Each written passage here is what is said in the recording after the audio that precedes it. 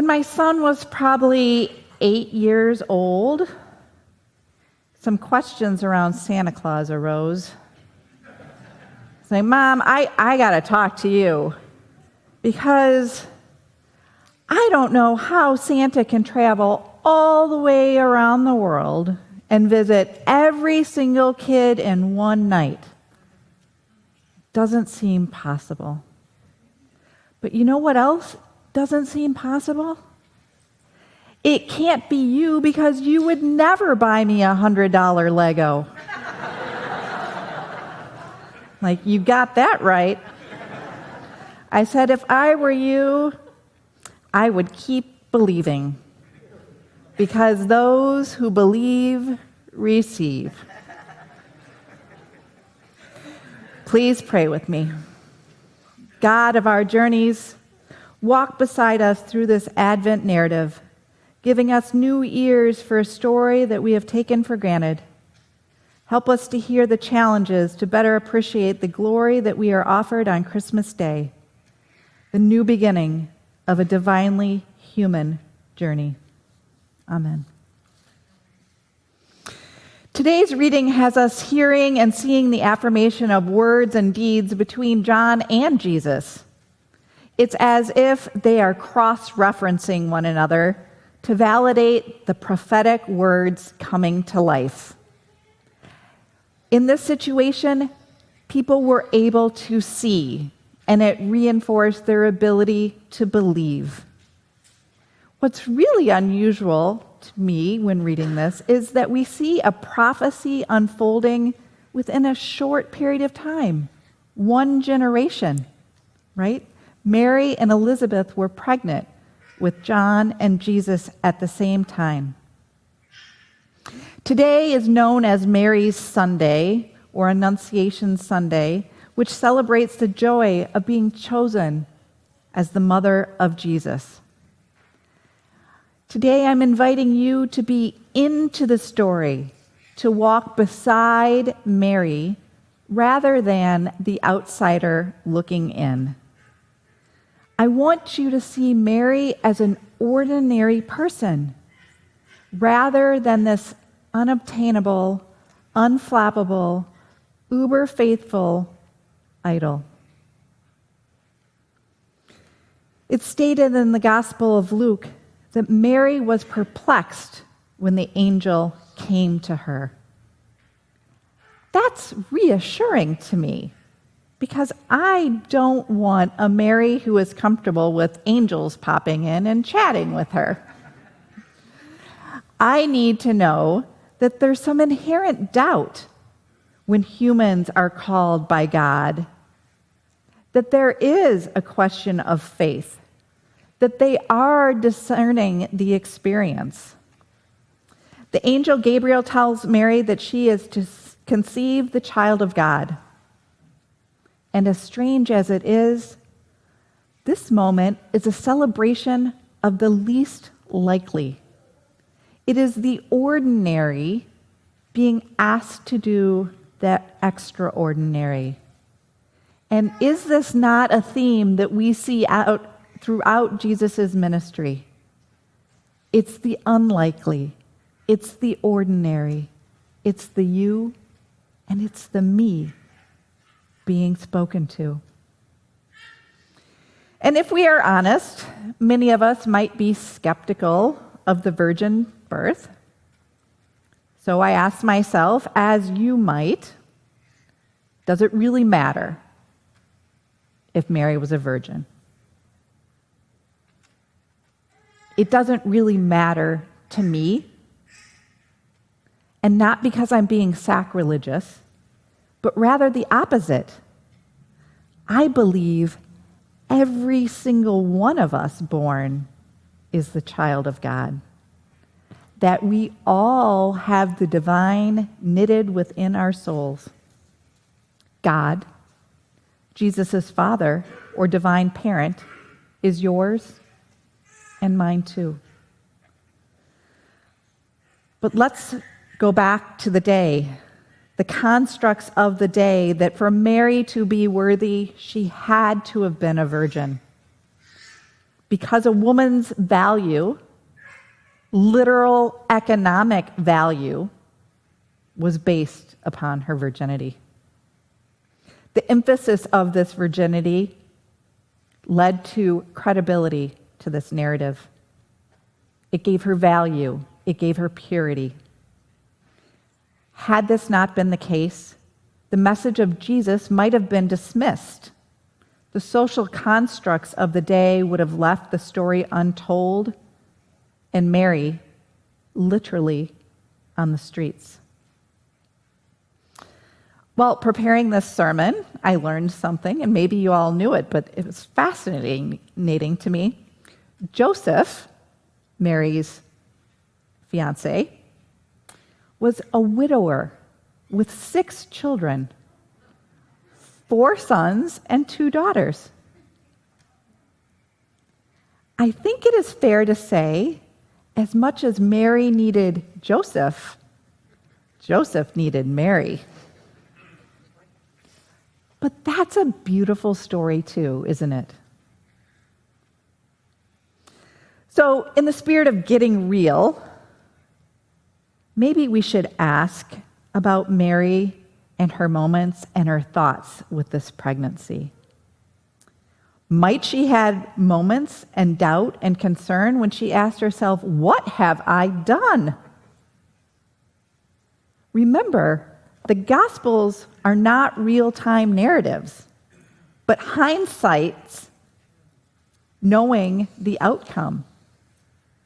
Mary's doubts were unknown, misunderstood, or even erased by the record, by the men who wrote the recount of her experience.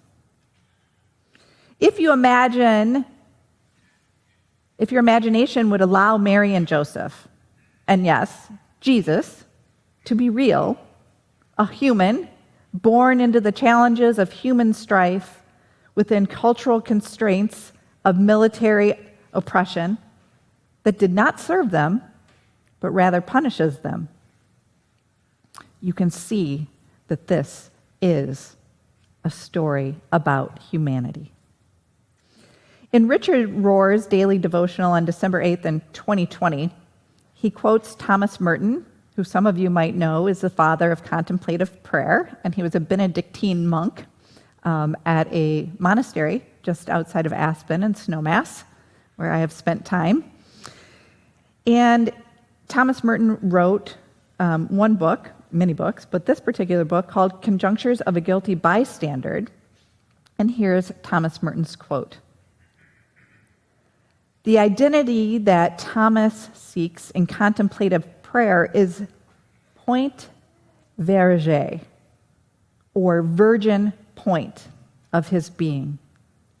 Thomas is saying that the point of his being that is untouched by sin and by illusion is actually the point of pure truth that belongs entirely to God.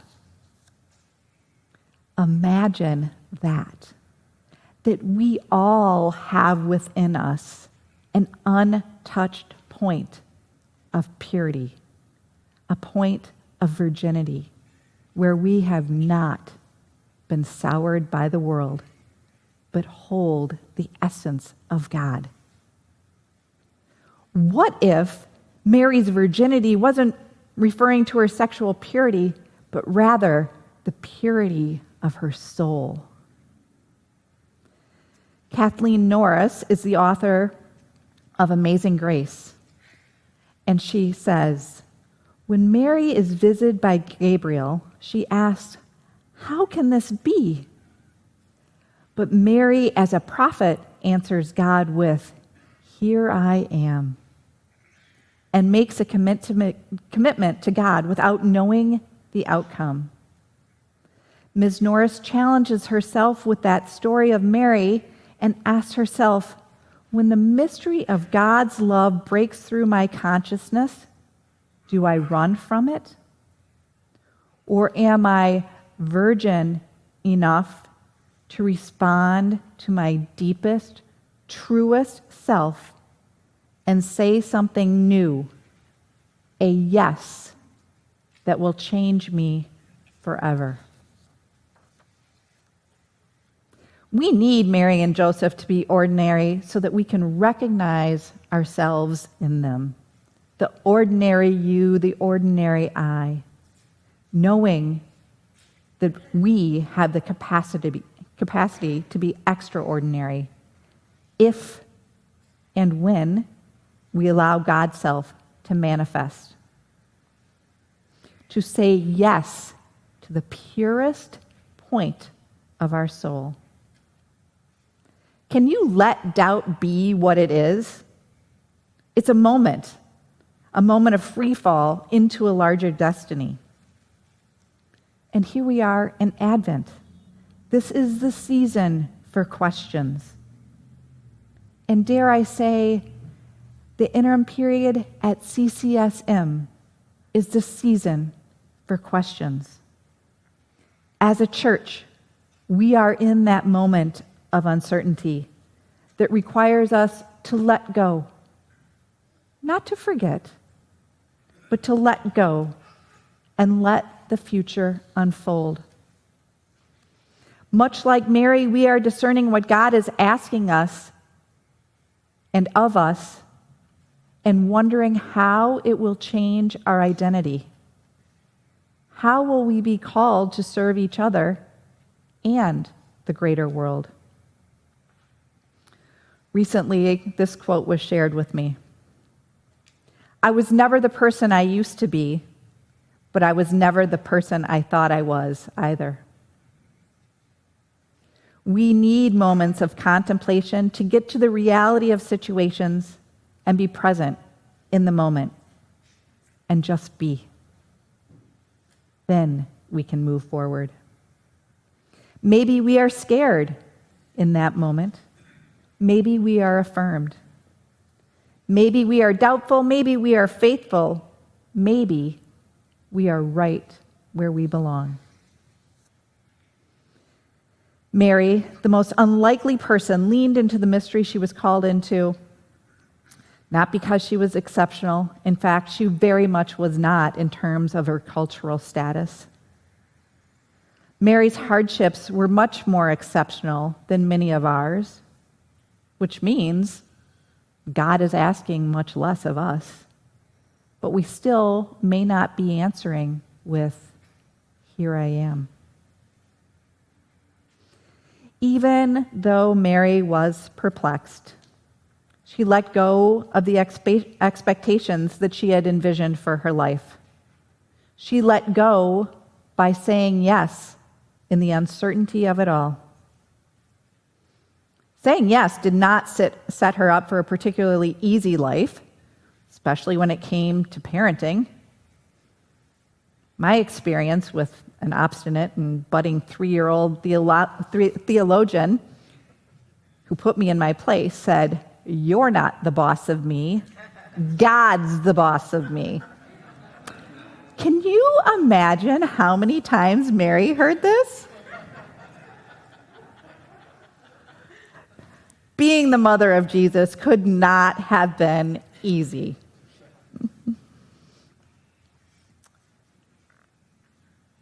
When you take a moment and when you pause, what is the purest point of your soul, and what is your God self asking to sing? Can you unleash the magnificent in your soul? This is between you and God, but in these days of Advent darkness, search for that point of viager. God is patient, but also persistent. When you lean into this contemplation regarding what God has knitted into your soul, this is what will lead you into the deep inner peace. The inner peace that led Mary and Joseph, in the face of uncertainty, to say yes. Amen.